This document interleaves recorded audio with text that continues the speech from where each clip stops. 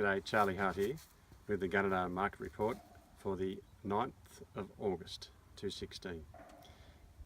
Yarding it slightly bigger this week, 1800 cattle as opposed to about 1300 last week. Not only bigger numbers but also improved quality in the cattle. Cattle are starting to get a bit of condition on them off some of the western country. So a good run of cattle right through, mostly yearlings, a few cows and a few lighter cattle.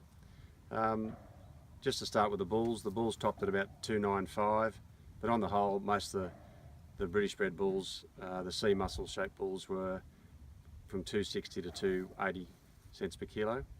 The cow market was probably not quite as good as last week, but you know, certainly cows made up to $2.88, but most of the British bred or the Barrow style cows made from 255 to 275 cents per kilo, which is it's similar to last week, but maybe might have been 2 or 3 cheaper.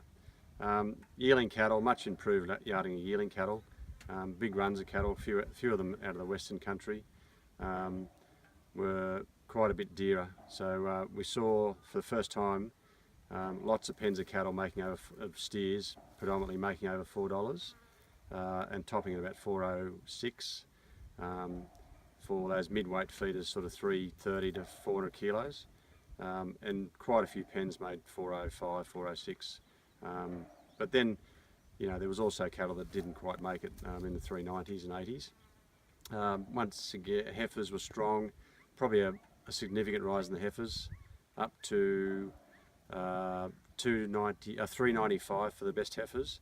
They were exceptional pens of heifers that made that. So on the whole, heifers made from sort of 265 to 295, but the best of them to 295 were 395 were wonderful cattle. They were sort of 350 kilo heifers, perfect for feeding, and the feeders were the strength of it.